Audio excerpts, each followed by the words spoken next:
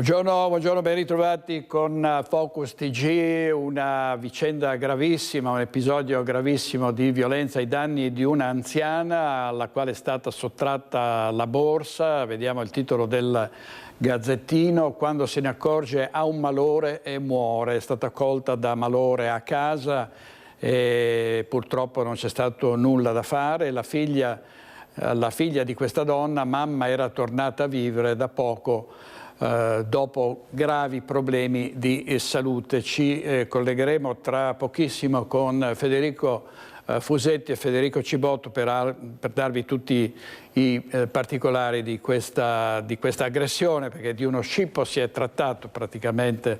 Degli uomini hanno sottratto alla donna la borsa mentre era in un parco pubblico. Ancora restiamo a Padova, si fingevano corrieri e svuotavano i furgoni con la merce destinata ai negozi del centro. La squadra mobile ha arrestato 2 cittadini cileni. La squadra mobile di Padova ha arrestato in pieno centro a Bologna 2 cittadini cileni di 57 e 55 anni, irregolari e senza fissa dimora, mentre rubavano scarpe firmate, champagne e vino dal furgone di un'azienda di consegne. Sono accusati anche di ricettazione di merce rubata da altri corrieri nel capoluogo emiliano per un danno economico accertato di circa 15.000 euro. I 2 arrestati sono sospettati di essere gli autori di altri furti simili, tra cui uno del 10 settembre scorso in centro a Padova, quando erano stati rubati contenitori di abbigliamento e accessori di marca per circa 30.000 euro ai danni di un altro spedizioniere impegnato a scaricare materiale all'interno di un negozio. Gli investigatori avevano individuato il veicolo usato per trasportare la merce rubata ai corrieri in centro a Padova, intestato a un prestanome. Il mezzo, con a bordo i 2 sospetti, è stato intercettato giovedì a Bologna e seguito dai poliziotti, che hanno poi pedinato i 2 cileni. Uno aveva una divisa da corriere, un carrellino portapacchi, l'altro faceva da palo. Il finto corriere si è avvicinato a un furgone, lo ha aperto e ha portato via alcuni scatoloni. I poliziotti a quel punto sono intervenuti e li hanno bloccati. Dalla perquisizione del loro mezzo sono state trovate 78 paia di scarpe per un valore commerciale di circa 10.000 euro, una ventina di bottiglie di champagne da 700 euro e profumi e prodotti estetici per circa 4.000 euro restituiti ai negozi. Sono stati trovati anche arnesi da scasso e un disturbatore di frequenza per bloccare le chiusure dei veicoli. Il 57enne risulta arrestato più volte, in concorso con il complice 55enne, per furto aggravato e ricettazione in varie città del nord Italia. Nel processo per direttissima per i 2 arrestati è stata decisa la misura cautelare dell'obbligo di dimora nel quartiere milanese in cui hanno riferito di abitare e l'obbligo di presentarsi ogni giorno alla polizia giudiziaria. E andiamo quindi a Conselve, nel Padovano, dove vi dicevo in apertura una donna è stata colta da malore dopo essere stata derubata. In diretta Federico Fusetti con l'operatore Federico Cibotto, a te. Buongiorno direttore, buongiorno telespettatori di Focus TG. Siamo a Conselve, Bassa Padovana. La vicenda l'hai riassunta qui. La signora Giovanna Trovò, 79 anni, era seduta sulla panchina che ora Federico Cibotto vi mostra qui in piazza. Si stava riposando prima di tornare a casa, era arrivata qui dalla sua abitazione per fare 2 passi in centro a Conselve come faceva abitualmente. Qui è stata avvicinata da 2 persone, l'hanno distratta, le hanno rubato la borsa e si sono allontanati. Lei si è accorta quasi subito di quello che era accaduto, ha chiesto aiuto. Allora qui c'era sia la signora che gestisce la gioielleria qui a pochi passi, che è uscita a soccorrerla. Purtroppo la gioielleria questa mattina è chiusa e d'altra parte è intervenuto anche il titolare della tabaccheria qui sempre a pochi passi e proprio questa tabaccheria ha una telecamera, quindi le immagini sono state acquisite dai carabinieri, anche in questo caso Federico vi mostra, e il signor Sebastiano, che è il titolare della tabaccheria, è appena stato chiamato proprio pochi minuti fa dai carabinieri, probabilmente insomma per la sua testimonianza, per firmare della documentazione. Quindi eravamo qui quando si è allontanato e sicuramente tornerà più tardi. Abbiamo cercato anche il sindaco che questa mattina non è disponibile. La figlia ci ha risposto pochi minuti fa, l'abbiamo contattata, le abbiamo trasmesso anche a nome della redazione le nostre condoglianze e ci ha fatto sapere che lei e i suoi fratelli, sono 4 i figli della signora Giovanna, hanno deciso da oggi di chiudersi nel loro dolore, quindi non parlare con noi. Insomma, ci sembra anche comprensibile. Cosa succederà adesso?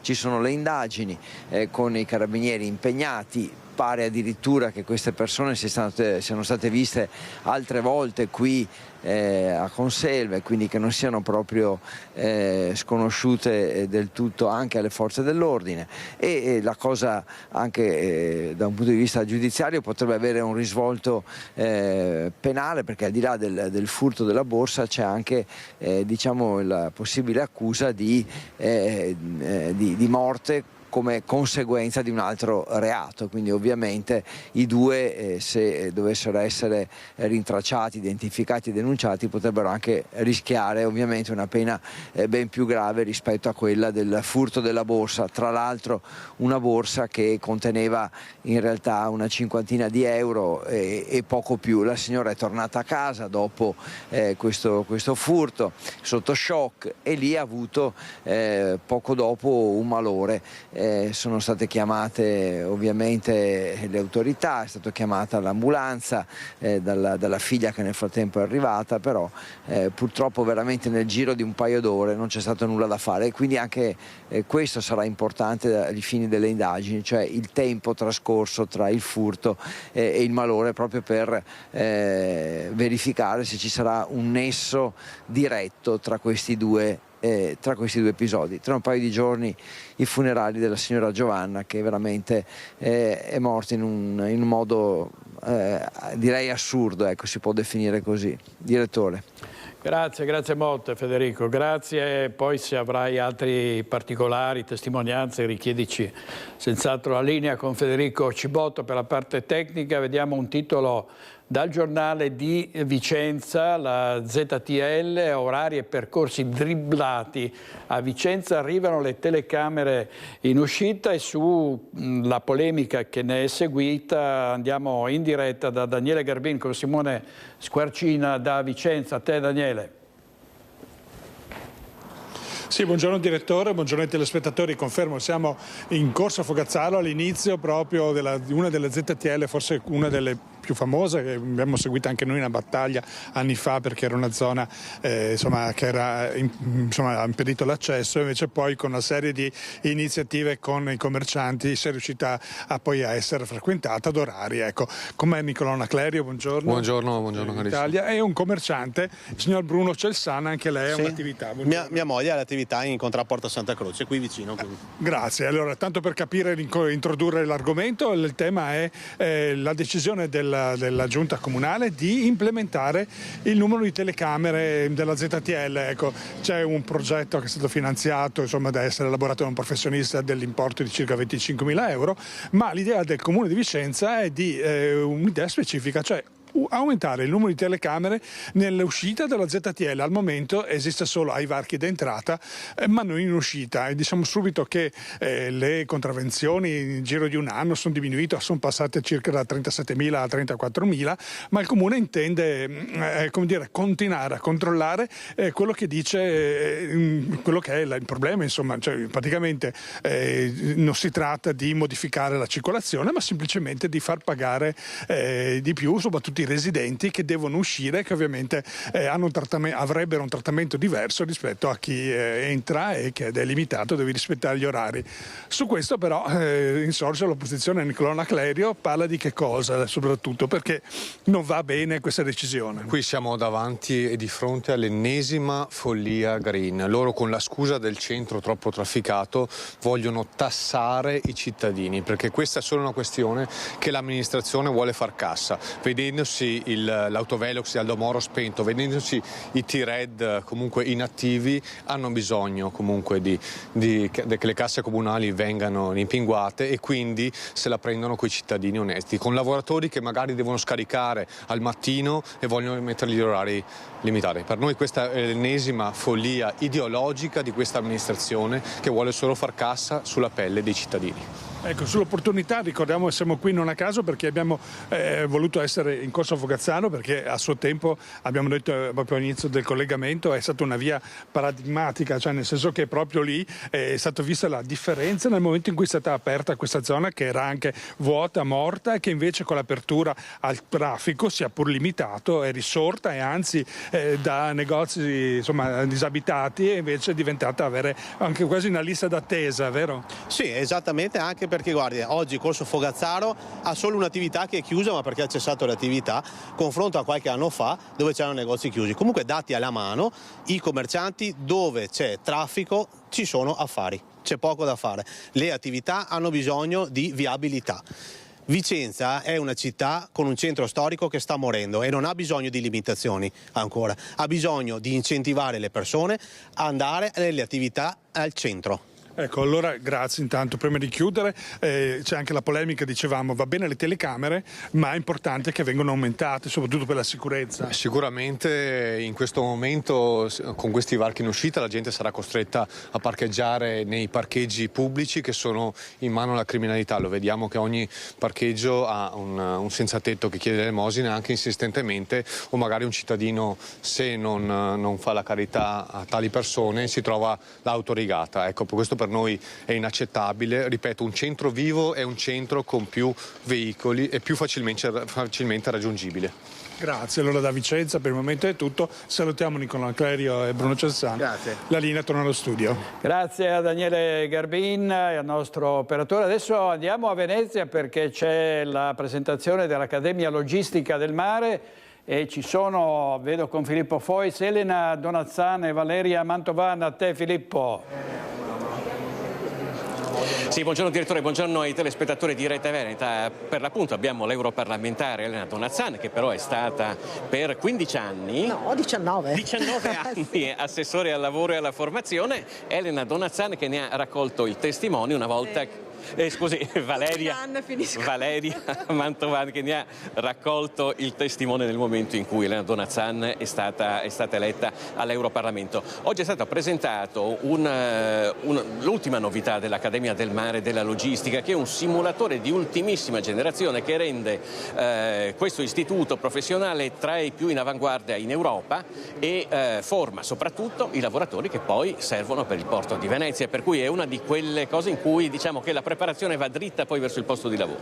Sì, è una rotta ben tracciata, è alta formazione, ricordiamoci dopo il diploma, è un post diploma, è parallelo all'università per far capire anche a chi sta a casa ed è un percorso di studi ad altissimo livello, riconosciuto a livello europeo, molto richiesto dal mondo del lavoro e oggi quello della logistica è decisamente un mondo in crescita, pieno di raffinatezze, pieno di tecnologia, anche pieno di curiosità per i giovani e quindi le imprese oggi cercano lavoratori altamente qualificati e quelli trovano.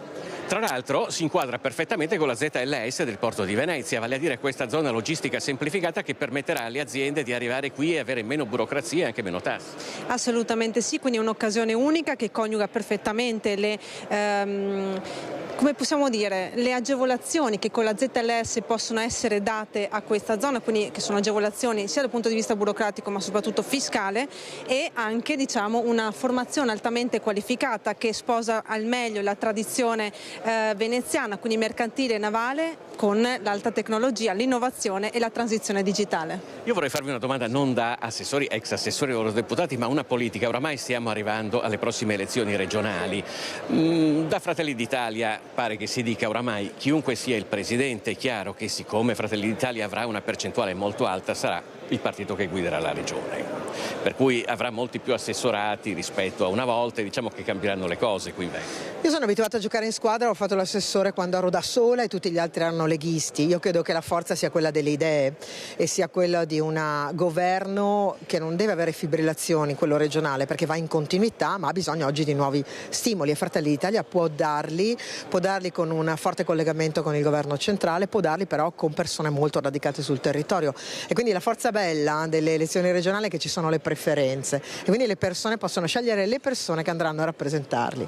Questo sarà. Come la vede la prossima giunta? Non sarà più sola, perché adesso lei ha raccolto il testimone sola come era Elena Donazzani. No, mi fa piacere, chiaramente non sarò più sola, ma come diceva bene Elena, questo è sicuramente un lavoro di squadra da portare avanti. La Regione del Veneto ha sempre ben amministrato e dobbiamo continuare ad amministrare bene e fare sempre meglio. Lei adesso in Europa, da cui ha detto darà una mano anche a questi progetti che abbiamo presentato oggi, e come la vede l'assessore che ha preso il suo posto? Più o meno, tra l'altro è stata nominata alla stessa età che aveva lei all'epoca. Ho visto questa cosa particolare. Che consigli le ha dato? Buon auspicio, ma io credo che la cosa importante per quando si è assessori regionali del Veneto sia quella di ascoltare e poi di prendersi la responsabilità delle scelte, sapendo che c'è un'amministrazione, cioè una squadra dietro che è molto forte. Quando si ha l'ascolto, l'umiltà dell'ascolto, poi le cose vengono da sé. Lei ascolta molto? Io provo ad ascoltare il territorio e comunque è un lavoro che ogni politico deve fare se lo vuole fare fatto bene. Grazie. Io so che c'è chi deve prendere un aereo, chi deve andare da un'altra parte, per cui io vi saluto e vi auguro buon lavoro. Grazie a Elena Donazzani, all'assessore. Vedo però che siamo in diretta. Speranzon, buongiorno. Il senatore Raffaele Speranzon di Fratelli d'Italia. Speranzon, noi abbiamo già parlato con gli assessori dell'inaugurazione di oggi. Io volevo chiederle invece, in vista delle prossime regionali, perché oramai quello che ci arriva da Fratelli d'Italia è che vada come vada, chiunque sia il presidente di regione, comunque cambieranno le cose perché Fratelli d'Italia peserà molto di più in maggioranza. Allora, io non voglio condizionare nulla, io dico semplicemente che aspettiamo i dati che emergeranno all'esito delle elezioni regionali e poi, come è giusto che sia, le forze politiche conteranno di più o di meno in base alle scelte che faranno gli elettori. Qui saranno i veneti a decidere quale sarà il peso di ciascuna forza politica e di ciascuna persona, donna e uomo, che si candida nelle liste dei vari partiti e quindi non metterei il carro davanti ai buoi. C'è già molto ottimismo, diciamo. Allora, noi veniamo da alcune tornate elettorali che ci hanno raccontato di un desiderio da parte dei veneti di vedersi rappresentare da Fratelli d'Italia. L'abbiamo visto in particolare alle elezioni politiche del 2020 e del 2022, l'abbiamo visto confermato addirittura con un aumento consistente delle percentuali dei consensi alle elezioni europee. Confidiamo di fare un ottimo risultato anche alle elezioni regionali. Adesso, in tempi ragionevolmente brevi, credo entro questa settimana sarà sciolto il nodo sul candidato presidente, dopodiché il centrodestra unito si candiderà a presentare programmi credibili per migliorare anche, laddove possibile, i 30 anni di buon governo che abbiamo alle spalle e proporci quindi per i prossimi anni. Cosa manca ancora per avere questo nome? Per avere questo nome abbiamo una classe dirigente molto ampia, intesa come centrodestra, tantissime persone che negli anni hanno maturato esperienza all'interno del Parlamento, all'interno del Consiglio regionale, nei tanti consigli comunali dove facendo i sindaci o facendo gli amministratori locali hanno compreso quanto sia difficile e complesso essere al servizio dei cittadini e quanto ancora sia difficile, ancora più difficile e complesso dare loro delle risposte. Abbiamo tante persone che ci mettono in difficoltà. C'è abbondanza di scelta. C'è un'abbondanza di scelta, non avevamo più Luca Zaia uscente da poter ricandidare. Ci fosse stata la possibilità di ricandidare Luca Zaia, ovviamente la scelta sarebbe ricaduta su di lui. Non ha paura che questo tira e molla alla fine inizi con lo stufare gli elettori? No, perché gli elettori in questo momento non si ricordano nemmeno che dovranno votare fra un mese e mezzo, quindi gli elettori se ne accorgeranno che ci sono le elezioni regionali del Veneto fra qualche settimana, quando comincerà davvero la campagna elettorale, i tanti candidati delle tante liste, anche di quelle che si oppongono al centrodestra, anche quelle di sinistra, ovviamente mostreranno i loro volti, porteranno i loro programmi, diranno cosa intendono fare per difendere gli interessi del proprio territorio, e in quel momento gli elettori avranno sicuramente la possibilità di orientare le proprie scelte sul centrodestra e in particolare su Fratelli d'Italia. Grazie a Raffaele Speranzon, senatore di Fratelli d'Italia. Noi restituiamo la linea allo studio. Filippo, digli di tornare a Focus, torna da lui un attimo e digli, Bacialli chiede che torni a Focus al più presto. Il direttore Bacialli chiede quando è che torna a Focus. Volentieri direttore, spero di venire presto, mi mandi un messaggio via WhatsApp che poi ci accordiamo e ci vediamo molto presto, molto volentieri, arrivederci. Grazie, direttore. Ci sentiamo via WhatsApp allora, grazie molte, grazie. Ne ho mandati tanti di messaggi, ne ho mandati tanti. Devo dire che poi Speranzon, Filippo, mi aveva portato Giorgia Meloni prima che diventasse Presidente del Consiglio. Avevamo fatto una bella intervista, e merito di Speranzon che l'aveva portata nella nostra redazione di Marghera. Certo. Filippo, grazie molte, grazie a te e al nostro operatore Sandro Ponchio. Andiamo avanti con la politica, perché in effetti questa candidatura del centrodestra, del Presidente della Regione del Veneto candidato dal centrodestra, è diventato un giallo. È diventato un giallo perché fino a poche ore fa sembrava certo che fosse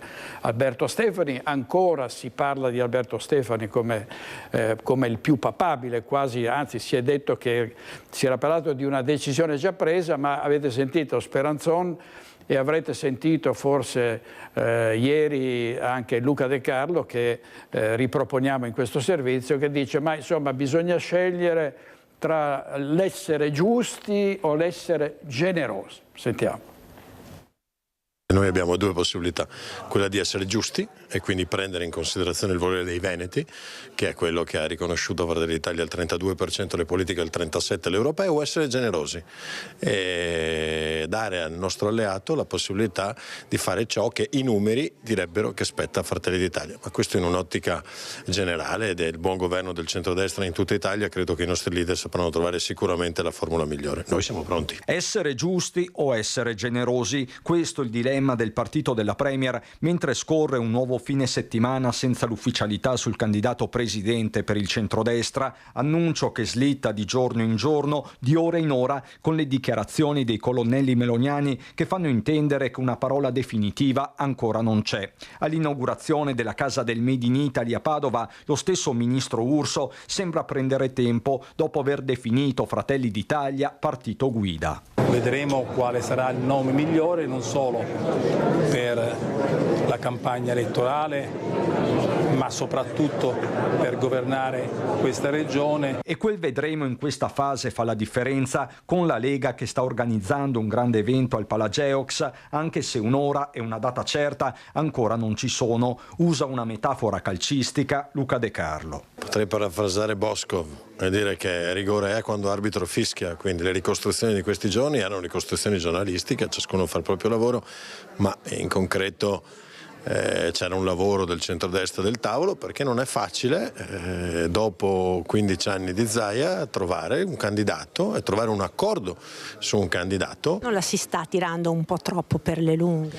Credo che sia la volata lunga. Intanto alla festa di fine vendemmia a San Polo di Piave, dove l'establishment del centrodestra è presente in massa, sorrisi e strette di mano si sprecano, atteso anche Alberto Stefani, impegnato però in contemporanea su altri fronti, nel veronese, e tra le vigne a suonare la sveglia, quasi un allarme, è il capogruppo leghista in regione. Stiamo aspettando ancora il nome, la certezza. Noi contiamo che sia Alberto Stefani, che venga confermato come candidato presidente della nostra regione, e è stato rimandato ancora la settimana prossima, e adesso continuo a dire che è tardi, dobbiamo avere questo nome, dobbiamo correre. Se, come ormai certo ai più, alla fine l'opzione sarà Alberto Stefani, attuale segretario del Carroccio, per la Lega si aprirà la fase del commissariamento in attesa di un nuovo congresso. Qui mi aspetto ovviamente tempi più rapidi, ma non entro l'anno prossimo. Diciamo che siamo concentrati su altro al momento. Certo. Fra poco ci sarà da presentare le liste e noi, anche per rispetto nei confronti dei veneti, dobbiamo dare il candidato presidente, dobbiamo far sapere ai veneti chi sarà il candidato di centrodestra. Non possiamo più aspettare, e ripeto, è una questione di rispetto nei confronti dei veneti. Così Villanova, e alla base di questo stallo ci sarebbe una questione lombardo-veneta, così l'ha definita Flavio Tosi, coordinatore veneto di Forza Italia ed europarlamentare. Vediamo. Le candidature poi saranno 9, con me capolista, perché appunto il segretario Tajani me lo ha chiesto, come ha ricordato prima Fabio, ed è giusto che tutti ci mettiamo la faccia, che tutti corriamo, perché questa è una battaglia fondamentale. L'ufficialità arriva da Castelfranco Veneto dopo l'annuncio fatto già qualche tempo fa nel corso di Ring. Flavio Tosi sarà capolista in tutte le circoscrizioni del Veneto, Marca compresa, ma nella città del Giorgione, dove si trova per lanciare le candidature trevigiane di Fabio Chiesa e Cristina Andretta, il coordinatore di Forza Italia non nasconde il vero motivo che sta alla base della fase di stallo sull'ufficializzazione del candidato presidente per il centrodestra. Ho detto che c'è una questione abbastanza nota che non riguarda Forza Italia, riguarda un altro partito della coalizione, che possiamo dire che è una questione lombardo-veneta, perché ci sono 2 regioni in ballo, e quindi aspettiamo che venga risolta questa questione, che ripeto non è un problema del nostro partito. Insomma, il destino del Veneto è collegato a doppio filo con la Lombardia. Se Fratelli d'Italia cede Venezia, pretende Milano. Giorgia Meloni, stando in discrezioni di palazzo, non si accontenta di mere rassicurazioni verbali. Quanto a Forza Italia, in attesa di definire le liste entro una settimana, si presentano i 2 nomi di punta nella Marca. Si parte da Castelfranco, città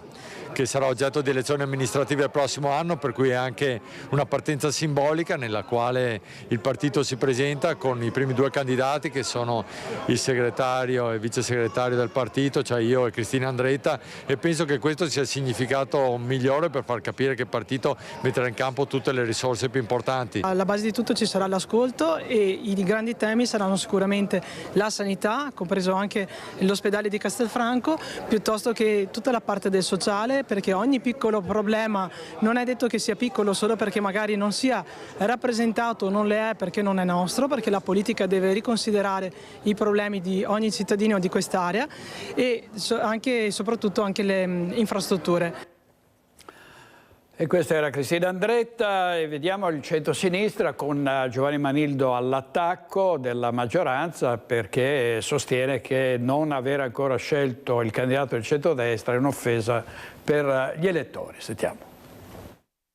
Stiamo lavorando con le forze politiche, oltre a PD, 5 Stelle, Alleanza Verdi Sinistra, coalizioni civiche, sono anche altre forze riformiste, moderate e liberali che hanno voglia di vestire l'alternanza a 30 anni di centrodestra. Campo largo con Azione? Campo largo con tenda riformista e con forze che hanno voglia di dare un futuro al Veneto. Campo largo con tenda riformista, così il candidato presidente per il centro-sinistra Giovanni Manildo definisce la sua coalizione, mentre non è ancora chiaro cosa farà Azione, la creatura di Carlo Calenda, con cui i rapporti sarebbero frequenti. Nonostante i tanti annunci, non c'è ancora un'alleanza ufficiale, ma l'avvocato trevigiano guarda anche agli avversari, ancora alle prese con il nodo candidato presidente. Penso che sia una mancanza di rispetto non tanto nei miei confronti, ma nei confronti della regione La Stoccata, e da Vicenza, dove si trova per il flash mob di Medici per l'Africa Cuam.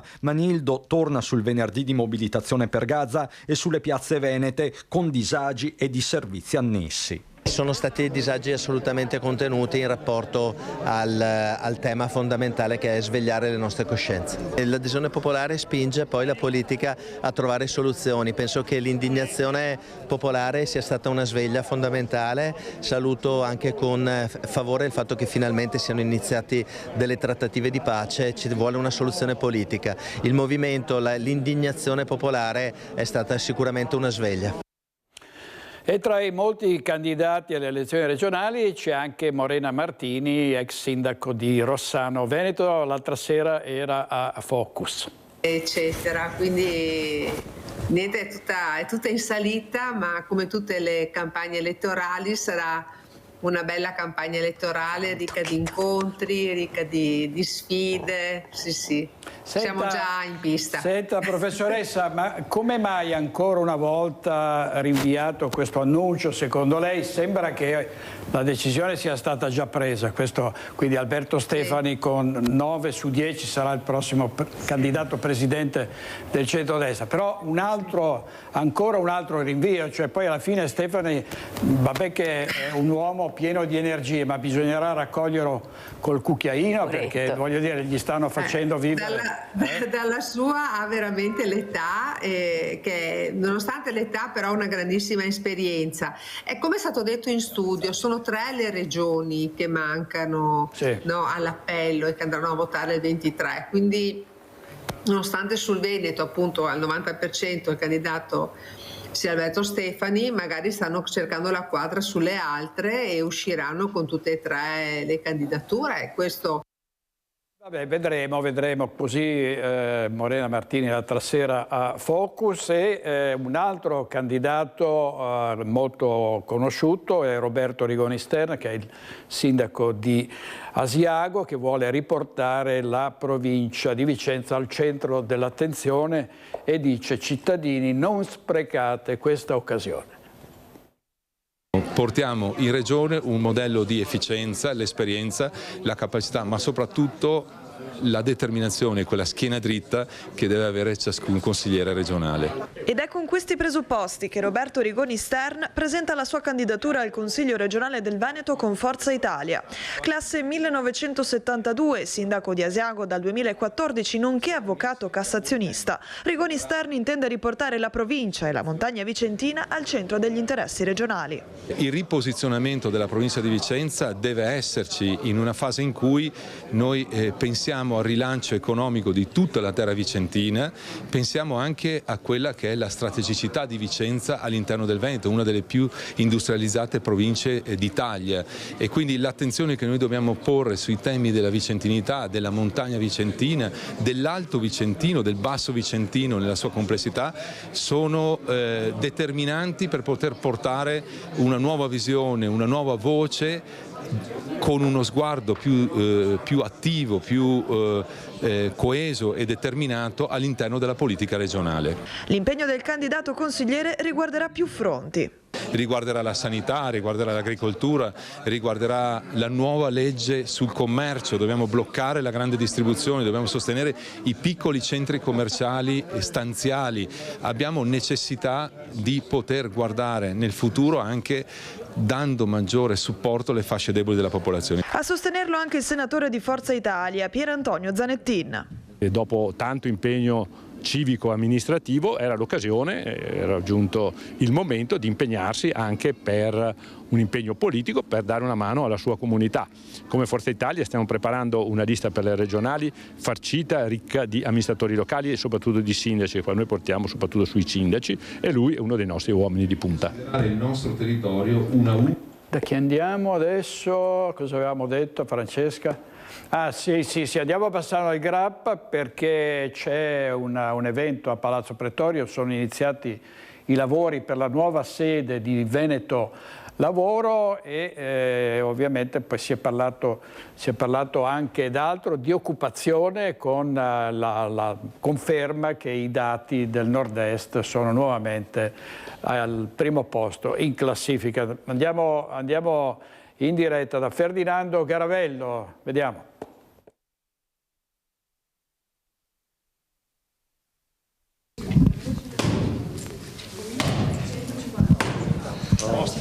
Sindaco, tre martellate non simboliche ma vere, perché si sono sentite qui nel cuore di Bassano, in un palazzo storico. Che cosa succede? Vogliamo riqualificarlo, un palazzo che era in condizioni, come ben vedete, insomma, di completo abbandono da moltissimi anni. Abbiamo ottenuto un importante finanziamento di 1,2 milioni da parte della Regione, un altro 1 milione ce l'abbiamo messo noi, e verrà realizzato un nuovo centro per l'impiego per tutta l'area del Bassanese, quindi un centro fondamentale per imprese, per i lavoratori, ma soprattutto andiamo a riqualificare un palazzo storico in centro a Bassano del Grappa, che creerà anche un'economia importante per tutte le attività commerciali del territorio. Quindi possiamo dire che nel cuore di Bassano batte il cuore anche di quello che è il motore di questo territorio, ovvero il lavoro? Il Veneto è lavoro, il Veneto è passione, il Veneto è impegno, e quindi Bassano del Grappa necessitava di un nuovo centro per l'impiego. Insomma, grazie alla collaborazione con Veneto Lavoro, che dal 2021 cercava spazi a Bassano del Grappa, oggi diamo una risposta concreta. Noi abbiamo sentito il sindaco, ma abbiamo anche sentito quelli che sono i dati degli ultimi tempi per quanto riguarda questo importante argomento, e ve li facciamo sentire subito. Noi abbiamo un bacino di utenti circa, come è avvenuto nel 2024, di 3.358 persone che si sono iscritte e rivolte a noi alla ricerca di una nuova occupazione. Abbiamo un bacino di imprese che sono alla ricerca di lavoratori costantemente e quotidianamente. Mancano moltissime professionalità, sia attuali che in previsione.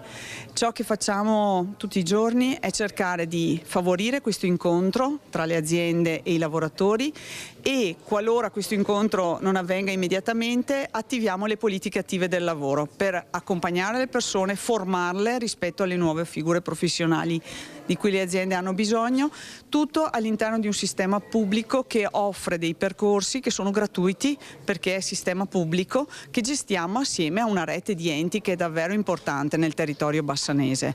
E questa risposta dei lavoratori e delle aziende mi permette di dire che è un territorio molto significativo per il Veneto e che continua, nonostante le difficoltà, a riconvertire le persone a nuove figure e soprattutto anche a raggiungere obiettivi di sviluppo nel territorio che sono importanti per la tenuta del mercato del lavoro. Allora, vediamo, adesso passiamo alla cronaca, ancora vandalismi ai danni dei mezzi pubblici. Vediamo un titolo che è uscito oggi su Treviso Oggi: studenti vandali distruggono i sedili della Corriera, pronti a denunciare, dicono i dirigenti della MOM. Sentiamo in diretta il nostro inviato. I bus tornano a colpire su un bus della MOM dopo quanto accaduto mercoledì scorso a Vittorio Veneto. Ancora una volta dei ragazzi hanno preso di mira una corriera, danneggiando pesantemente gli arredi interni. Sono stati divelti dei sedili, sono state fatte delle scritte. La linea è sempre la stessa: Vittorio Veneto Colle Umberto, diventata ormai una delle più calde della provincia di Treviso. Qui con me il presidente di MOM Giacomo Colladon. Ennesimo episodio di vandalismo, presidente. Purtroppo sì, abbiamo avuto dei danni particolari a un autobus della linea Vittorio Veneto Colle Umberto, ma anche sulla linea Vittorio Veneto Sacile. Diciamo che le persone che fanno questi danni, questi ragazzi che fanno questi danni, sono ben noti e sono di Vittorio Veneto, quindi le forze dell'ordine sono al corrente. Ho già avvisato il comando di Carabinieri di Treviso e quindi sono in contatto anche con le forze dell'ordine che stanno facendo tutto quello che devono fare per garantire l'ordine pubblico. Ecco, nel caso specifico sono stati danneggiati gli arredi interni, i sedili. Avete quantificato il danno? No, stiamo quantificando il danno, però hanno danneggiato dei sedili interni, li hanno proprio divelti, li hanno strassati proprio nel vero senso della parola, quindi dobbiamo cambiarli. Per fortuna è un autobus non recente, un autobus che stiamo cambiando. Noi stiamo cambiando un po' tutti gli autobus a livello di area provinciale di Treviso, e tutti saranno con le telecamere e quindi queste cose qua saranno poi segnalate in maniera veloce. Ecco, presidente, questo di sabato è l'ennesimo episodio. Mercoledì scorso, l'abbiamo detto, era successo un altro episodio, forse ancora più grave, perché è costato una settimana di prognosi ad una addetta alla biglietteria, sempre di Vittorio Veneto, aggredita da dei ragazzi che, oltre a non pagare il biglietto, volevano salire sull'autobus con un cane senza museruola. Al diniego dell'autista hanno scatenato il putiferio. Ebbene, una situazione quindi che sta degenerando e che sta creando anche parecchia apprensione tra gli autisti MOM. Sì, sicuramente sì, però io voglio assicurare anche che siamo in contatto con le forze dell'ordine. Alle forze dell'ordine stiamo dando tutte le indicazioni dei punti più difficili per gestire il servizio di trasporto pubblico nel territorio, e quindi abbiamo grande collaborazione con il comando dei Carabinieri di Treviso, che ci sta dando una mano non da poco. Un appello anche a questi ragazzi e soprattutto alle loro famiglie, visto che, come lei diceva, sono soggetti noti e conosciuti. Sono soggetti noti e io non so che gusto ci trovano a fare questi danni, che poi sono degli auto a servizio della comunità. Io su queste cose non riesco a capirle proprio, nel senso, se sali in autobus, paghi il biglietto, fai il tuo viaggio, ma perché devi danneggiare un mezzo pubblico che è un mezzo di tutti noi? Questa è una cosa che non capisco. Si dice da più parti che una volta identificati i responsabili andrebbero assegnati a dei lavori socialmente utili, per esempio andare ad assistere gli anziani negli ospizi, a fare i lavori più umili, a lavare i gabinetti e quant'altro. Sarebbe una lezione di vita di non poco conto, visto che poi il più delle volte non vengono nemmeno sanzionati. E un'altra ricetta di cui si sta parlando è quella di praticare lo sport a giovani che altrimenti finiscono nelle grinfie della criminalità. Una proposta contro la emarginazione e la devianza. Sentiamo la nostra redazione di Treviso. Maranza per alcuni aspetti mi piacciono. Se partiamo dagli educatori di strada, vuol dire che questi ragazzi hanno bisogno di essere incontrati per trovare una chiave di lettura e per portarli all'interno di un contesto dove possono anche loro esprimersi, anche nella diversità. Andrea De Lazzari da sempre lavora a contatto con i ragazzi e anche con i progetti degli operatori di strada raggiunge quei giovani che mostrano fragilità, che possono in alcune circostanze sfociare in episodi di violenza o semplice maleducazione. I cosiddetti Maranza, che per De Lazzari, pur avendo comportamenti sbagliati, vanno conosciuti e aiutati, incontrandoli nei loro luoghi, parlando il loro linguaggio. Io credo che sia un errore abbassarsi a un livello sociale che porti diciamo queste abitudini e le rendano abitudini normali non sono, ok? Però dico che bisogna abbassarsi a dare incontro a queste problematiche, perché fino a quando li lasciamo e le ghettizziamo, allora non risolveremo mai il problema. Ognuno esprime il proprio disagio o i propri talenti o i propri difetti in vari modi. Penso che spetti al mondo dell'adulto andare a trovare quella chiave di lettura. E io dico sempre che non sarà mai possibile, non so, avvicinarsi a 100, ma ne basterebbe uno, no? Affiancare i ragazzi accogliendoli in un luogo sicuro e proponendo attività che occupino i loro pomeriggi, tenendoli lontani dalla strada e dai pericoli che possono incontrare. È uno degli obiettivi del progetto integrato di oratorio etico sportivo e dopo scuola alla Chiesa Votiva di Treviso. Insieme al servizio dei compiti i ragazzi potranno frequentare anche attività sportive. Completarlo con l'offerta sportiva. Finito lo sport si avviano anche i laboratori educativi. Abbiamo il progetto Riga Dritto per insegnare il senso civico, ma anche il rispetto ambientale, l'utilizzo delle risorse importanti tipo l'acqua, l'energia, e far sì che lo sport, che è una leva importantissima nell'educazione dei giovani, diventi un filo conduttore anche per farli stare in sicurezza. Le porte saranno aperte agli studenti dalle 13 alle 19 con orari modulabili per frequentare sport e laboratori. Al doposcuola, insomma, per diventare buoni cittadini. È un laboratorio importante, penso, per la città di Treviso, anche per dare qualche risposta sia alle famiglie in difficoltà, ma anche a tutti quelli che dicono che i giovani creano dei problemi. Esatto. Io invece ritengo che i giovani non sono un problema, i giovani vanno accolti, educati, indirizzati. Servizio di Francesca Bozza, in regia Francesca Pezzo e Andrea Basso, e sempre parlando di giovani un esempio straordinario di altruismo, di coraggio, di forza, di vitalità, di onestà è stato quello di Sammy Basso. È un anno che è scomparso e ci manca tantissimo. Tanti ragazzi dovrebbero prendere esempio dalla sua storia e dal suo entusiasmo. Un anno senza Sammy, un anno con Sammy, presente in un modo diverso, con la sua voglia di vita, con la sua sete di sapere, conoscere, studiare, con lo sguardo aperto al mondo, alle relazioni di amicizia e le radici nella sua famiglia che lo ha cresciuto e sostenuto. Proprio dentro un momento di festa, il 5 ottobre 2024, è arrivato il malore fatale che ha fermato a 28 anni il cuore del ricercatore vicentino, la persona più longeva al mondo tra quelle malate di progeria. Appena pochi giorni prima era stato in Cina a incontrare alcuni ragazzi affetti dalla medesima sindrome. Ed è stato molto importante per lui aver dato a queste famiglie un messaggio molto importante.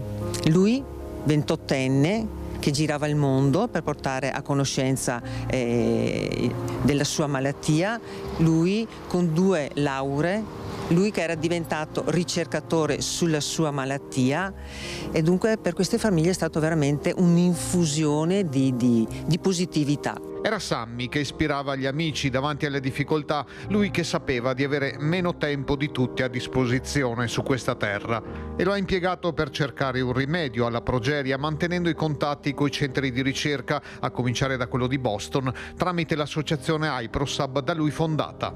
Stiamo facendo tantissimo, c'è tutto il direttivo di cui una buona parte sono amici di Sammy che stanno portando avanti proprio il sogno che aveva Sammy di poter dire nel prossimo futuro abbiamo la cura per la progeria, e non solo per la progeria, perché lui ci teneva un sacco. Nel giorno del funerale, quel testamento inatteso e densissimo letto dal vescovo è un'eredità collettiva che ancora molti ricordano. Quel che Sammy è stato, quel che Sammy è, sta ancora parlando a tante persone. E lo abbiamo proprio percepito di più, è brutto da dire, ma anche dopo, quando lui se n'è andato, perché ci sono ritornati veramente tantissimi di queste cose. Gente che per mail, per telefonate, lettere, ci hanno veramente fatto un dono meraviglioso. Ci hanno fatto capire quanto Sammy aveva dato loro e quanto ancora continua a dare.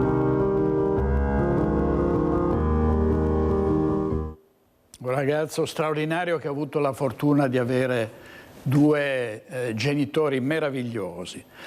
Torniamo alle bassezze invece della nostra società, in questo caso un'anziana derubata dalla badante con la sua carta di credito le ha sottratto 9.000 euro. Andiamo in diretta a Treviso da Marta Marangona. A te Marta. Sì, buongiorno direttore, a te e ai telespettatori che ci seguono da casa. Sì, è proprio così, l'ennesimo caso di una persona anziana che è stata derubata in questo caso dalla ex badante che si è appropriata del denaro del conto corrente dell'anziana, che ora si trova accolta e accudita in una casa di riposo cittadina. Ad accorgersi dell'ammanco è stato l'attuale amministratore di sostegno dell'anziana, un avvocato. Qui con me il tenente colonnello Stefano Mazzanti, comandante del reparto operativo dei Carabinieri di Treviso. Colonnello, quindi è stato l'avvocato a rendersi conto di questa situazione. Sì, è stata una vicenda complessa che però per fortuna siamo riusciti a risolvere. La compagnia di Conegliano ha ricevuto questa denuncia da questo avvocato che è l'amministratore di sostegno della 88enne dell'anziana, che aveva notato degli ammanchi importanti nel conto corrente perché la signora non aveva più la disponibilità economica per far fronte ad alcuni impegni nei confronti della casa di riposo. Pertanto questo ha messo in moto un meccanismo di accertamento grazie anche ai tabulati del conto corrente bancario che l'amministratore del sostegno ci ha fornito. Siamo riusciti a risalire appunto a questa 23enne che era stata la badante della signora precedentemente al suo ingresso nella casa di riposo, e questo ci ha consentito di ottenere una perquisizione dalla Procura della Repubblica che ha poi portato al rinvenimento di alcuni oggetti che erano compatibili con quelli comprati sui siti di e-commerce attraverso appunto quella carta di credito. Ecco, quindi questa giovane ex badante dell'anziana aveva utilizzato la carta di credito per acquistare abbigliamento, profumi, trucchi e quant'altro alle spese della povera signora che si è trovata senza i soldi necessari per pagare la retta della casa di riposo. Voi come Arma dei Carabinieri avete in atto una campagna a livello anche nazionale proprio di sensibilizzazione contro le truffe agli anziani. In questo caso un appello che rivolgete non solo alle persone anziane ma anche ai familiari, magari ai figli che trovandosi nell'impossibilità di gestire una persona anziana che magari non è più autosufficiente, si rivolgono a altre persone, a terze che purtroppo non sempre sono persone competenti o oneste. Sì, come ha detto giustamente lei, noi abbiamo in atto una campagna nazionale dove richiamiamo le persone anziane a tutta una serie di comportamenti che le possono preservare dalle truffe agli anziani solite, il finto maresciallo, il finto addetto all'acquedotto, eccetera, eccetera.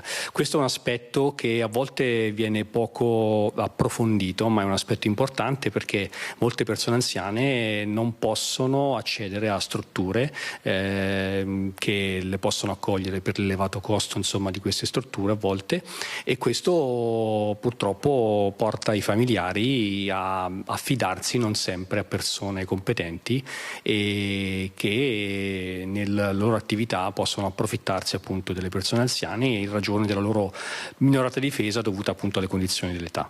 Quindi un appello insomma anche ai familiari a prestare la massima attenzione a chi ci si rivolge in questi casi. Sì, anche qui dobbiamo sempre essere molto scrupolosi. Io invito sempre le persone, quando parliamo di caregiver, di badanti, ad affidarsi ad associazioni che fanno questo come lavoro, perché affidarsi a persone conosciute su social o via telefono o riportate da amici degli amici chiaramente mette in mano i nostri familiari a degli sconosciuti, degli perfetti sconosciuti che non sempre hanno delle intenzioni specchiate. Ecco, questo dunque è quanto accaduto a Treviso. Restituisco la linea allo studio. Grazie molte Marta Marangoni, al tenente colonnello Mazzanti per mettere sempre in allerta soprattutto gli anziani. Poi ci sono i maltrattamenti in famiglia. La Tribuna di Treviso titola: il centro antiviolenza di Vittorio Veneto compie 10 anni, 100 richieste di aiuto in 4 mesi. Celebra l'attività il Comune di Vittorio Veneto con rassegna di incontri di sensibilizzazione. Il prossimo 28 ottobre al Museo della Battaglia affronterà il tema della dipendenza economica. Andiamo a Trieste perché anche Friuli Venezia Giulia non si sottrae alla violenza. C'è stata addirittura una rapina nel salotto triestino che è Piazza Unità d'Italia. Si sono avvicinati all'automobile dei malcapitati, gli hanno fatto abbassare il finestrino, hanno puntato verso di loro un coltello e li hanno rapinati del cellulare. Il grave fatto di cronaca è avvenuto qui in Molo Quarto, sabato sera alle 21:30. Momenti di paura per 2 giovani poco più che ventenni, originari di Milano. Erano tranquilli all'interno della propria auto in Molo Quarto quando si sono trovati faccia a faccia con i rapinatori, 2 stranieri di origine tunisina, anche loro molto giovani.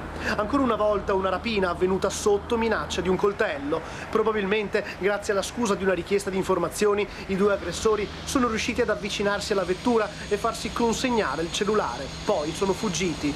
Dopo aver subito la rapina i 2 giovani si sono spostati con la macchina fino a questa zona delle Rive, esattamente davanti a Piazza dell'Unità d'Italia. Forse cercavano i loro aggressori, sta di fatto che è qui che è avvenuto l'intervento della Polizia di Stato. Gli agenti hanno subito sentito la versione dei giovani rapinati, avviato le ricerche, sentiti anche alcuni testimoni che avrebbero assistito a parte della scena. D'altronde era sabato sera, dopo il concerto di Diodato in piazza Ponte Rosso. La città era piena di turisti e triestini, ma sono state le telecamere sparse in zona a contribuire alla ricerca di sospettati.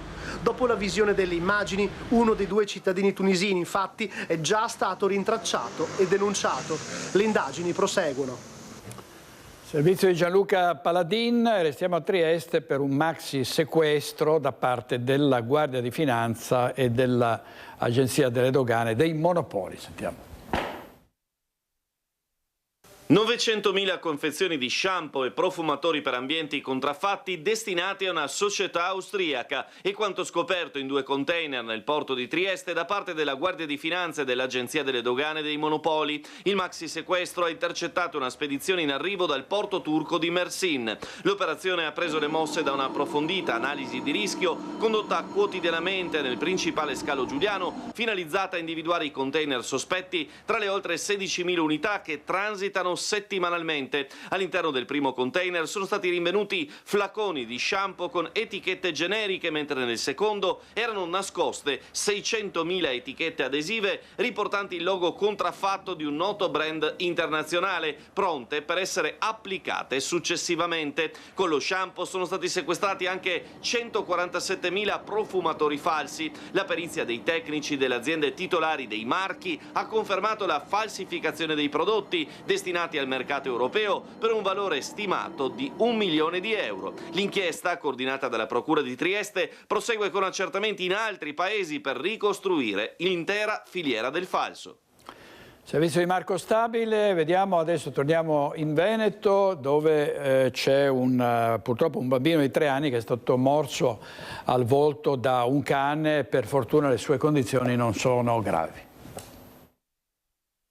Un momento di divertimento si è trasformato in attimi di paura per una famiglia a Nervesa della Battaglia. Nel pomeriggio un bambino di 3 anni stava giocando all'interno della cucina con un cane, un pastore del Lago Rai. Ad un tratto il piccolo è stato morso al volto dall'animale, subito soccorso dalla famiglia che ha allertato i sanitari del SUEM. Sul posto è intervenuta un'ambulanza del 118 di Montebelluna e l'elicottero giunto da Treviso. Il bambino, che presentava ferite sul labbro e sulla parte inferiore dell'occhio sinistro, vista la giovane età, è stato trasportato al Cafoncello di Treviso. Le sue condizioni non sono preoccupanti. Il fatto è venuto a casa del nonno del bambino. Il cane, di circa 2 anni e mezzo e regolarmente vaccinato, è di proprietà della compagna del nonno. Si tratta del secondo episodio avvenuto nel territorio, il primo nella scorsa primavera, ci spiega il sindaco di Nervesa. I bambini nel gioco sono molto irruenti e quindi l'animale magari si spaventa e può poi chiaramente agire un po' di istinto. Mi auguro che questo bambino stia bene e il tutto si risolva al meglio, quindi mi sento molto vicina ai genitori che sicuramente saranno preoccupati e avranno preso sicuramente un gran spavento. Sul posto sono intervenuti anche i carabinieri della locale stazione per gli accertamenti del caso. Il piccolo è stato medicato in pronto soccorso. Daniela Sizia per questo servizio. Sentiamo anche il parere di un veterinario che spiega quali devono essere le precauzioni quando i bambini si avvicinano ai cani. È il veterinario Diego Cattarossi. Anche oggi un episodio di aggressione da parte di un cane a una persona, in questo caso un bambino. Sono cose che succedono con una discreta frequenza. Cerchiamo di capire perché. Nel cane non dobbiamo vedere sentimenti umani come quelli della cattiveria, come quella della premeditazione. Questi fenomeni succedono sempre per un malinteso. Stiamo parlando di 2 specie diverse, l'uomo e il cane, che per quanto abbiano fatto un lungo periodo di evoluzione insieme, parliamo di migliaia di anni, e ci sia stata una selezione da parte dell'uomo sul progenitore del cane, ovvero il lupo, verso le razze domestiche, continuiamo ad avere linguaggi diversi. La gran parte delle volte i cani dell'ambito domestico, in questo caso mi sembra di capire del nonno nei confronti del nipotino, dipendono da un malinteso. Noi possiamo intendere bello baciarci sul volto, stringerci con affetto, perché nella nostra specie e nella nostra cultura sono segni di grande affetto. Questo però non è vero per altre specie, dove durante il contatto si rimane a debita distanza e si utilizza l'olfatto, la coda, la posizione delle orecchie, la posizione delle labbra, quindi sono tutti dei meccanismi comunicativi diversi nel cane e nell'uomo. Certo, la convivenza del cane sin da cucciolo con la nostra specie lo aiuta ad apprendere questi messaggi. Cerchiamo sempre di avere un atteggiamento rispettoso dell'etologia di specie e soprattutto se si tratta di bambini Ci deve sempre essere la figura di un adulto a sorvegliarli durante l'interazione con i propri animali domestici.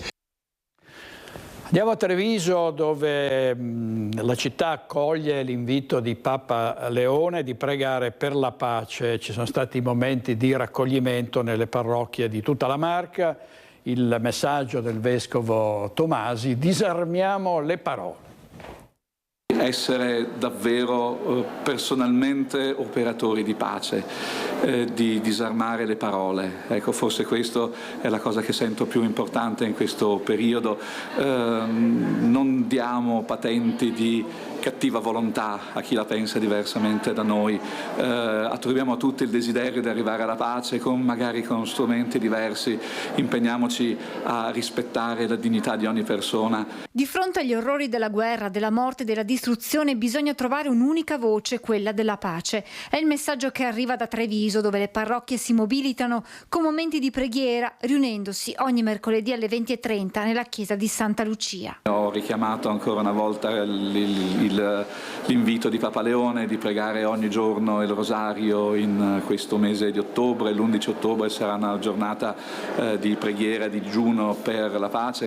Nella piccola chiesa di Sant'Andrea il messaggio per la pace è presente sempre, dagli incontri del catechismo, per riflettere con i ragazzi su quanto sta accadendo intorno a loro, alla messa di questa domenica con l'amministrazione della Cresima. Treviso raccoglie così gli appelli, da Papa Leone al vescovo di Gerusalemme Pizzaballa, di pregare per i tanti conflitti in corso.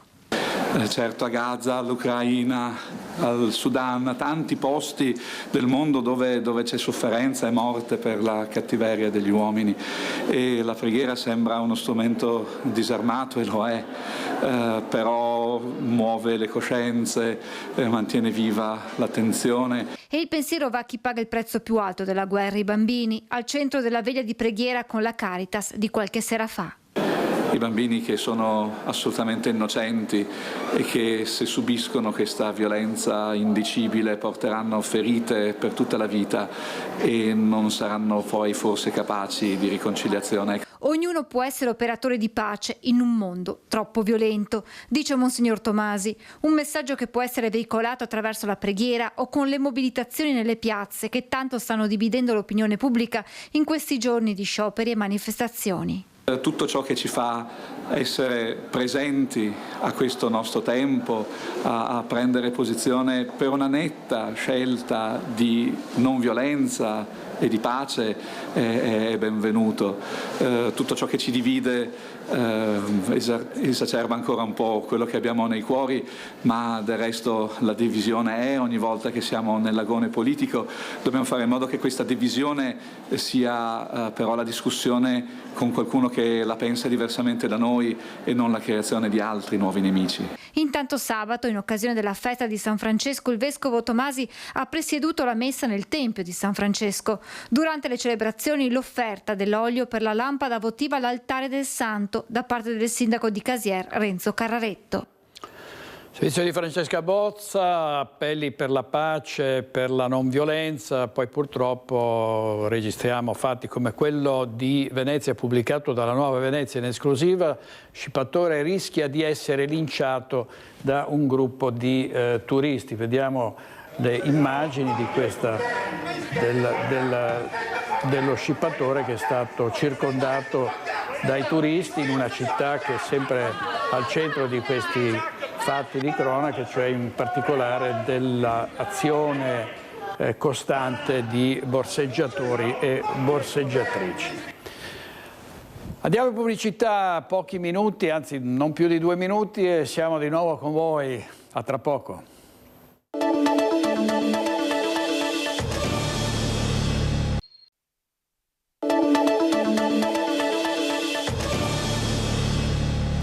Nuovo in diretta con Focus TG, un caso di chikungunya a Montegalda, nel Vicentino, una malattia febbrile acuta, come sapete, che è trasmessa dalla puntura delle zanzare. Il sindaco di Montegalda e anche il presidente della provincia di Vicenza, Andrea Nardin, ha avvisato gli enti preposti e ha avviato la disinfestazione selettiva. Sentiamo. Comune Montegalda abbiamo appunto un caso di chikungunya, quindi una malattia tropicale che arriva nel nostro piccolo paese ed è scattata immediatamente la profilassi, quindi questo è il messaggio più importante. Nei prossimi giorni per 3 volte consecutive verrà attivato un trattamento contro le zanzare affinché non si diffonda questa malattia. Si è concluso il primo ciclo di trattamenti preventivi contro le zanzare adulte a Montegalda a seguito del primo caso segnalato in comune della pericolosa malattia caratterizzata da febbre alta e forti dolori addominali. Anche se la mortalità del virus chikungunya è generalmente bassa, resta elevato il rischio per le persone fragili. L'insetticida è stato nebulizzato nelle notti del weekend, per cui è stato necessario evitare contatti con ortaggi, gli animali e la popolazione. Quello che è più importante è che il clima stesso ci aiuterà nei prossimi giorni, in quanto il numero degli insetti tenderà a ridursi sensibilmente. Nessun problema per ora oltre al caso isolato e soprattutto quello che appunto ribadisco è importante, la profilassi è stata avviata in maniera sollecita. Ringrazio l'ufficio proposto dell'ULSS e soprattutto la Regione Veneto che ci è a fianco in questo momento. Chikungunya anche in Friuli Venezia Giulia. A Udine è iniziata la disinfestazione nell'area di Viale Europa Unita. Su indicazione del Dipartimento di Prevenzione dell'Azienda Sanitaria Universitaria Friuli Centrale, a seguito della segnalazione di un caso umano di malattia di virus chikungunya residente in città, il Comune interverrà con una disinfestazione antizanzare straordinaria delle aree interessate. L'amministrazione rassicura che l'intervento a titolo precauzionale. La chikungunya non si trasmette da persona a persona, ma solo tramite la puntura di zanzare infette. È quindi fondamentale che tutti collaborino rispettando le prescrizioni dell'ordinanza, chiudendo le finestre per il tempo necessario ed evitando ristagni d'acqua in contenitori, bidoni o aree abbandonate, così da ridurre al minimo la presenza del vettore.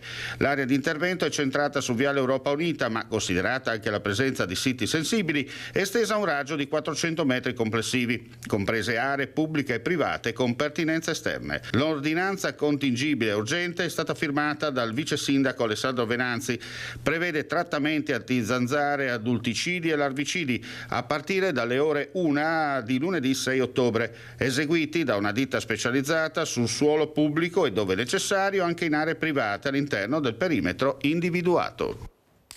E anche queste patologie ovviamente complicano le cose, soprattutto in un periodo in cui c'è una carenza ormai cronica di medici di base. Il 19 novembre, con i nuovi specializzati, la situazione dovrebbe migliorare. Sentiamo.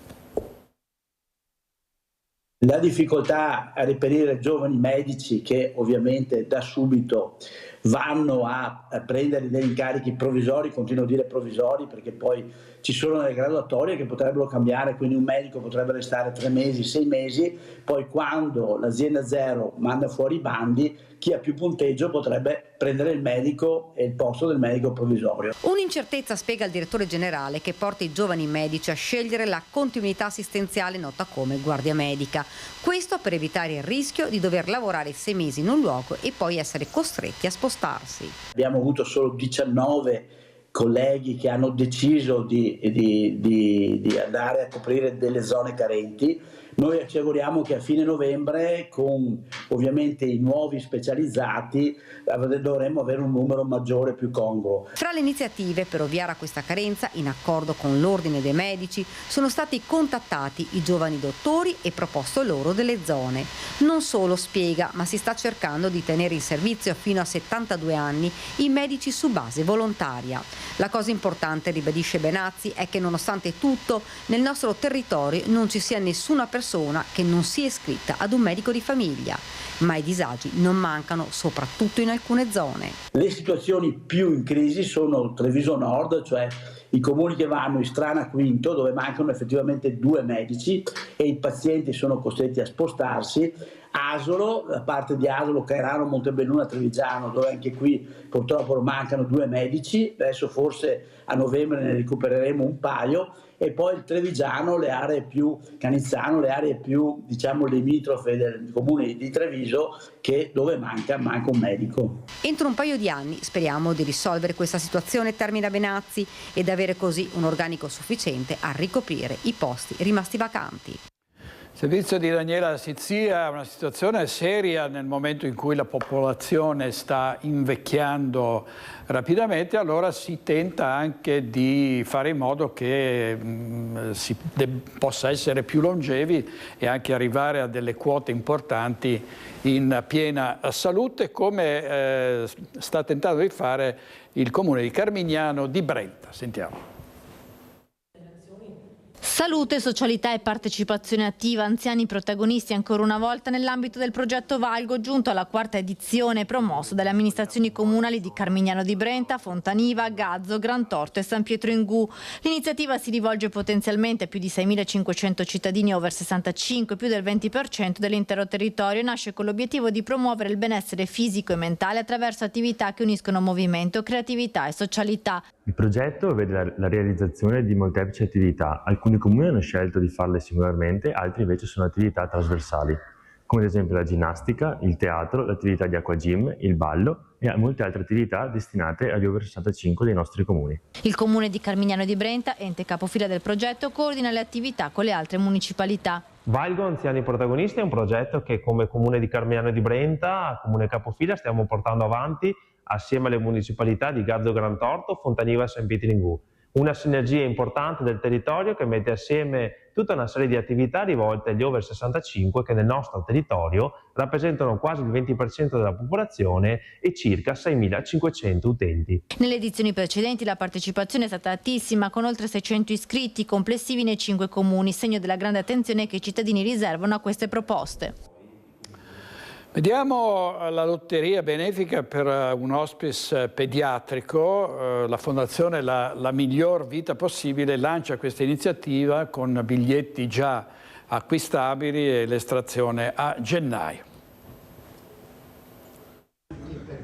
Tentare la fortuna con un biglietto e al contempo fare la beneficenza sostenendo la realizzazione del nuovo hospice pediatrico di Padova. Un biglietto, un dono, un sorriso. Con questo slogan la Fondazione La Miglior Vita Possibile ha lanciato la lotteria benefica di Natale 2025, La Vita un Sorriso, un'iniziativa solidale con l'obiettivo di raccogliere fondi a sostegno delle attività nel campo delle cure palliative pediatriche, in particolare per la realizzazione del nuovo hospice pediatrico di Padova, centro di riferimento regionale veneto per le cure palliative pediatriche. È un evento credo molto simpatico, molto tradizionale, molto popolare, che consente di divertirsi, di aspirare a dei premi davvero rilevanti e significativi, ma anche di operare per un'impresa importante in cui ciascuno deve dare il suo mattoncino, il suo contributo, che è quella di sensibilizzare le cure palliative pediatriche e di sostenere la realizzazione del nuovo hospice pediatrico di Padova. La lotteria è patrocinata da Provincia e Comune di Padova, Camera di Commercio e Ascom. Sono 10.000 i biglietti stampati acquistabili al costo di 5 euro ciascuno fino al 9 gennaio 2026.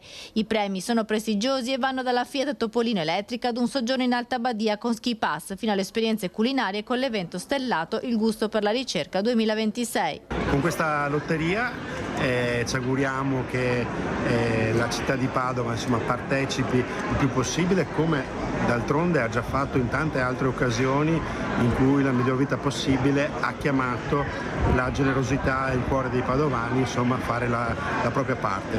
Io ho acquistato il biglietto numero 1 e quindi l'invito è quello di acquistare i biglietti della lotteria. In questo modo sosteniamo l'hospice pediatrico. L'estrazione finale dei biglietti vincenti della lotteria benefica si svolgerà sabato 10 gennaio 2026 presso il punto vendita solidale sotto il Salone a Padova.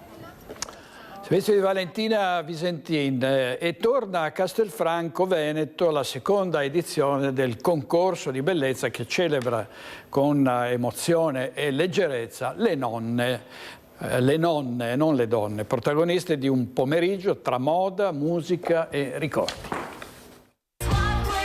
Non è una semplice sfilata, ma un inno alla vita, alla femminilità senza età e al valore dell'esperienza. Dopo il successo dello scorso anno, il Centro Servizi Domenico Sartor ha ospitato la seconda edizione di Miss Nonna Italiana, una vita vissuta con amore, speciale appuntamento del primo concorso nazionale dedicato alle nonne di ogni età. Un grande successo da parte dei nostri ospiti, delle nostre nonne, di tutto il personale, a cui abbiamo aggiunto sfilata di moda che ha soddisfatto tutti, compreso il nostro pubblico. L'iniziativa, patrocinata dal Comune di Castelfranco Veneto, ha coinvolto le ospiti del Sartor e di altre case di riposo del territorio, tra cui Treviso, Vedelago, Feltre e Tre Baseleghe, in una giornata all'insegna della leggerezza, del benessere e della socialità. A rendere ancora più speciale l'evento, la partecipazione di infermieri e operatrici del centro che hanno sfilato accanto alle ospiti. Le nostre ospiti hanno potuto vivere un sogno che ha illuminato questo meraviglioso pomeriggio all'insegna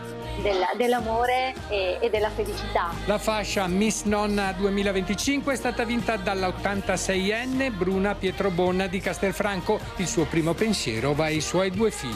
Alla sera, prima di coricarmi, mi chiamano per vedere se sono a letto. Sul red carpet non solo sorrisi e abiti eleganti, ma anche prove di abilità. La giuria ha premiato non solo l'eleganza, ma anche la simpatia, il carisma e la storia personale di ogni nonna in passerella.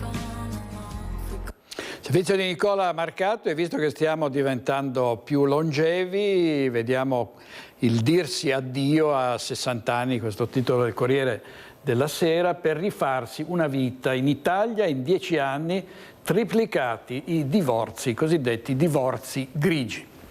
Andiamo ancora in pubblicità, torniamo subito.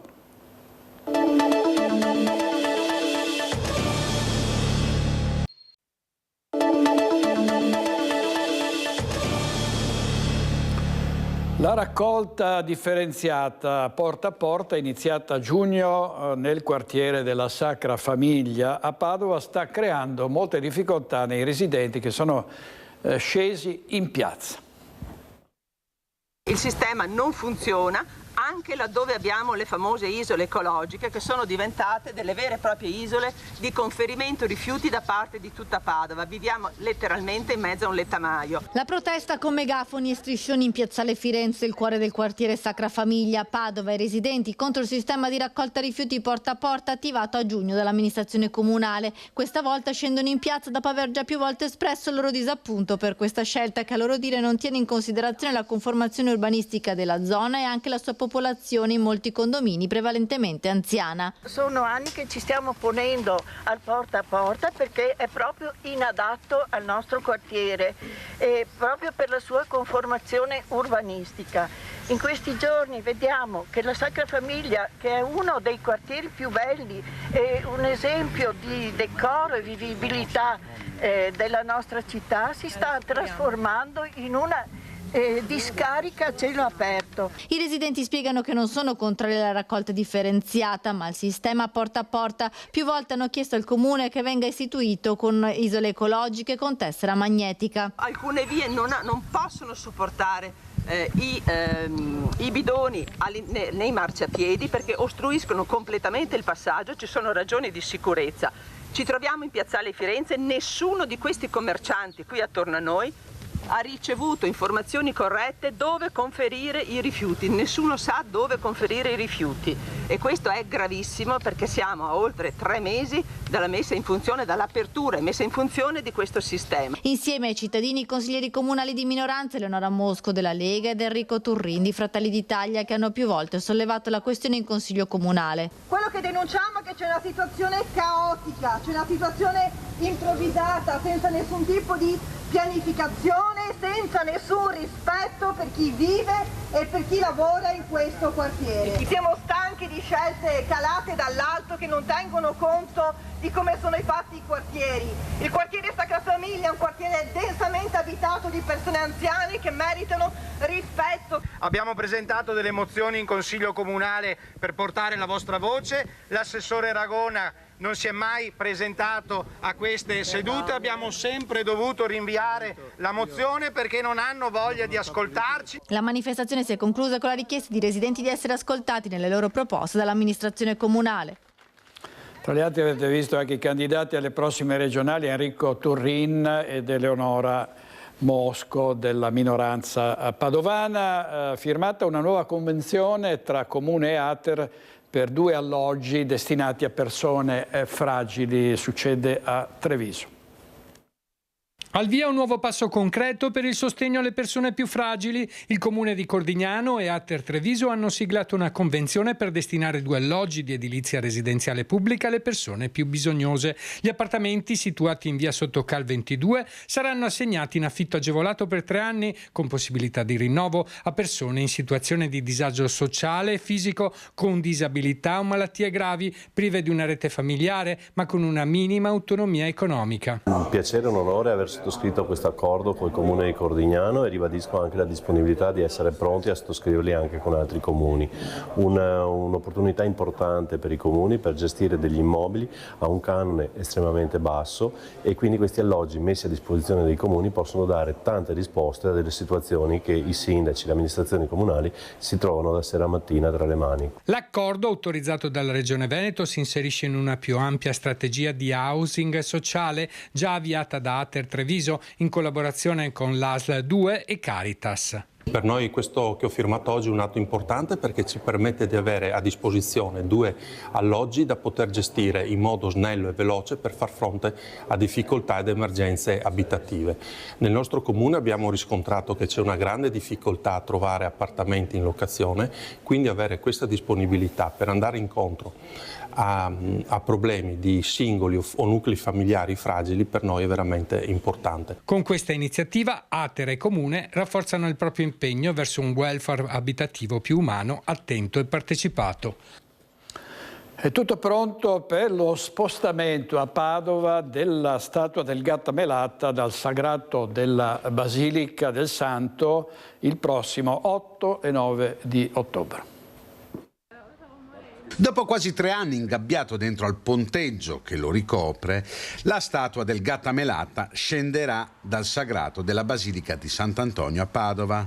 Dopo 85 anni dall'ultima discesa, infatti, la statua equestre di Erasmo da Narni, detto il Gattamelata, verrà calata a terra dal piedistallo i prossimi 8 e 9 ottobre.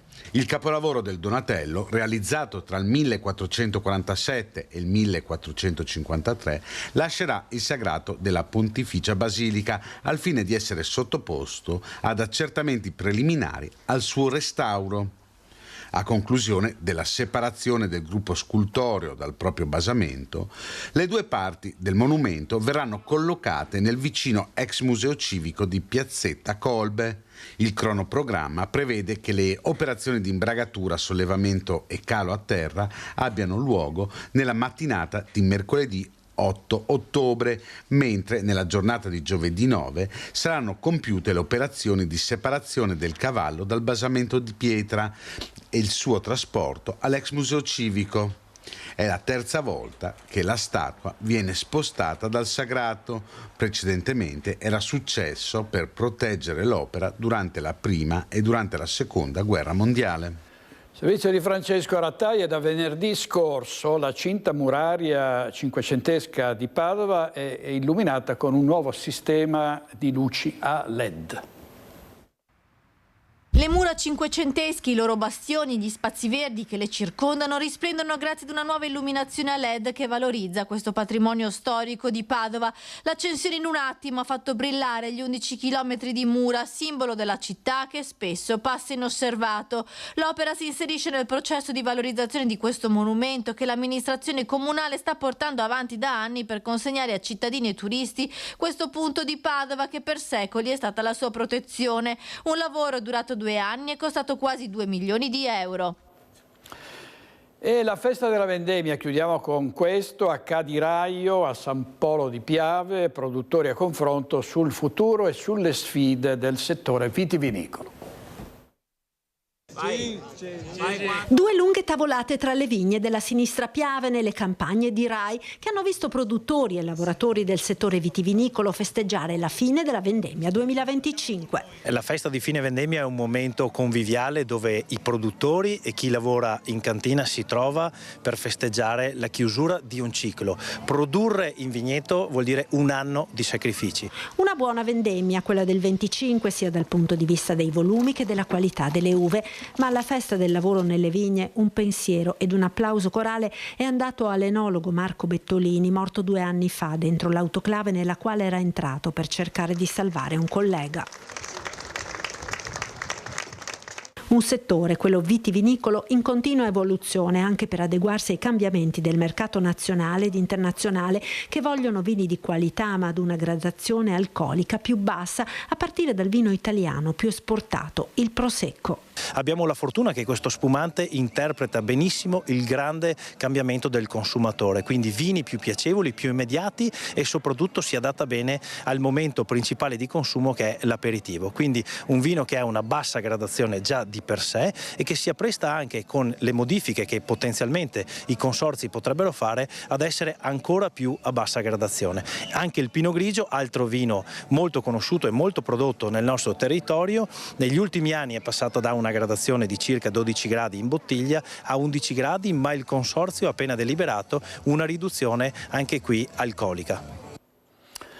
È tutto per oggi, vi ricordo chi saranno gli ospiti di questa sera a Focus: Roberto Betta, Fabio Crea, Barbara Denardi, Marco Dolfin, Francesca Rigatto, Silvia Tonolo e Andrea Zanoni. Sarà una settimana, anzi le prossime settimane fino alle elezioni, intensissime, con gli ospiti che si confronteranno proprio sulle regionali, perché molti degli ospiti sono anche candidati. È tutto per oggi, grazie a Francesca Pezzo e Andrea Basso in regia. Ci vediamo stasera alle 21:15 a Focus. Buona giornata.